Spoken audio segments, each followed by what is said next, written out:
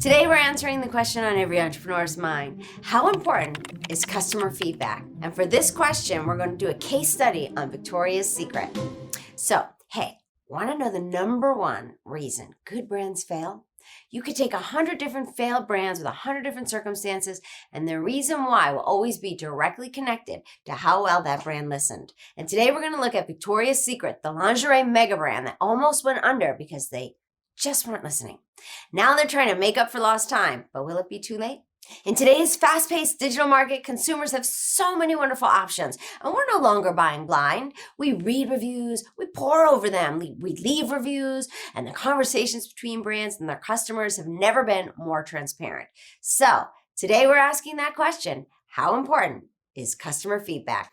Every single dollar that every brand makes is always directly connected to how well that brand listens to their brand community. And the brands that listen the best, the brands who go above and beyond to know their ideal individuals the best, are the brands who win brand loyalty, especially in 2021. And no matter what amazing business you're building, brand loyalty is always your business plan. When a brand undervalues customer feedback, they're leaving money on the table, and it doesn't take too long before the loss of revenue from the lack of listening turns into big money. I'm talking like make you or break you money. To demonstrate this point, today we're going to take a closer look at one major brand who's been creating quite a buzz in 2021, but only after spending the past 10 years slipping slowly into oblivion: Victoria's Secret. At the end of this episode, I'm going to give you a link for a downloadable resource that will help you align your brand with success in the post-pandemic marketplace. This is totally a free gift, something to set you up to win. It's called the Branding Checklist for 2021. But first, here are the 3 major ways brands undervalue customer feedback. Number 1, by brushing off bad reviews. So many brands understand the value of responding quickly and compassionately to bad reviews that get posted online. It shows other potential customers that if something were to go wrong, then your brand is willing to set things right. But that's like the bare minimum that a brand can do to get the most value from a negative feedback. It's no longer commendable or exceptional for a brand to respond to an unhappy customer with care and offer easy return policies with like full refunds and free shipping. That's not that special anymore. It's the expectation. So quickly our expectations have risen, haven't they? But the expectation is that the customers, they now have this for all brands. Brushing off bad reviews doesn't mean the brand isn't responding to complaints. It means they aren't listening to the concerns of the community by taking notable action to remedy the problems at a company-wide level. And instead, they're just dealing with the complaints on a case-by-case basis to get them out of the way.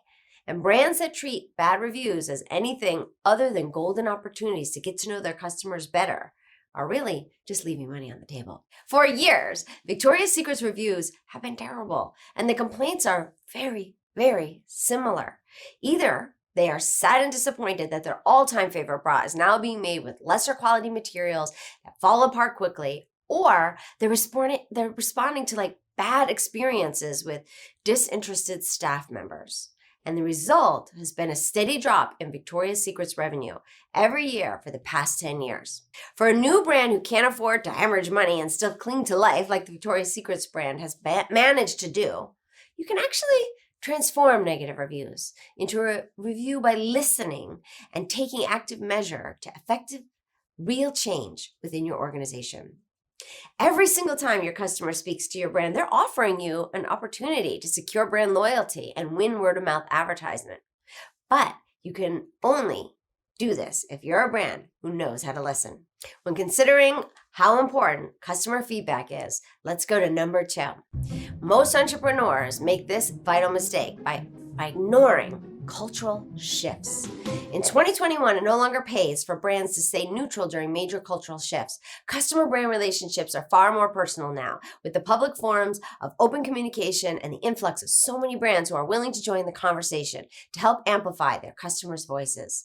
The cultural conversation about body positivity and inclusion has changed a lot. Since Victoria's Secret launched in 1977, what women want from a lingerie boutique and what it means to make a woman feel her most beautiful has changed. And Victoria's Secret hasn't. They haven't been listening. Maybe that was her secret all along. She was a terrible listener. Instead, this brand continued to market that women should strive to appeal to male desire with collections like Very Sexy, Dream Angels, and Sexy Illusions. And for years, they've been unwilling to listen to their own customers, the women, expressing their desire to see a Victoria's Secret's angel striding down the runway who looks more like they do, which means anyone larger than a size 4, right? And then in 2020, the pandemic changed the way business is done across every industry. In 2020, over 250 Victoria's Secret stores went out of business within the first few months of the pandemic, and the parent company, L Brands, owned by Lex Wexler, reported in February of 2021 a 50% decline in revenue from last year. Since then, the dying lingerie brand was acquired by a private investment firm for $525 million, which is actually just a fraction of what this brand should have been worth had L Brand only listened.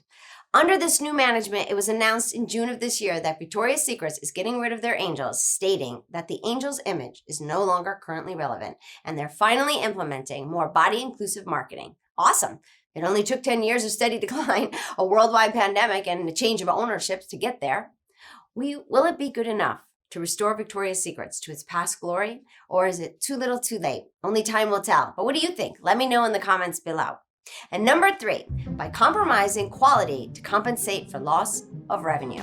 When Victoria's Secret started losing money because they weren't listening to their ideal individuals, they compensated by using cheaper materials to create their lingerie. And when Victoria's Secret continued to lose money because of their product quality was so poor and weren't listening, they compensated again by cutting back on staff and payroll.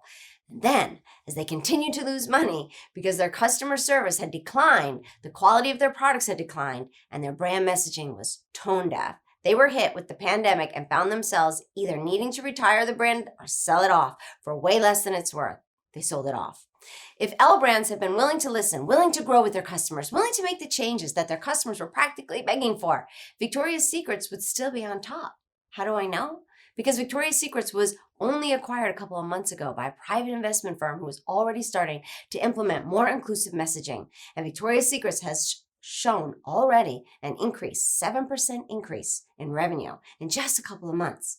If they keep this up, the private investment firm who bought Victoria's Secret for only $525 million will have made their money back by the end of the year. For a brand who knows how to listen, everything their ideal individual says can be spun into gold, including their ideal individuals are saying about other brands. So basically, every review, even for a brand that is in your industry but is a competitor of yours, is full of gold that's being overlooked like crazy by your competition. Big opportunity for you. And what that means for you is that it's never too late to start listening and start getting to know your customers the best. Remember, every penny your brand earns will be the direct result of how well your brand listens. Every single penny. So undervaluing customer feedback is like undervaluing your brand's ultimate success, your ultimate success. All the keys to that success are embedded in the feedback of your ideal individuals. So listen to bad reviews and take action on them. Respond to cultural shifts that are meaningful to your ideal individuals. And if your revenue begins to falter, never compensate by lowering the quality of your deliverables. Instead, figure out where your brand has failed to listen, because your income will always be aligned with how well your customers feel they are heard by your brand. Thank you so much for joining me. If you enjoyed this episode, hit the subscribe button and don't forget to click the bell so you don't miss a single thing. I release new videos every Tuesday and Thursday, so keep treating these episodes as a masterclass for becoming an inspiration to millions with your branding. And as always, the way to do that starts with our motto, to love what you do and love how you do it. Thanks for watching. Don't miss out on a single thing. Subscribe below. And here's something else I think you'll love.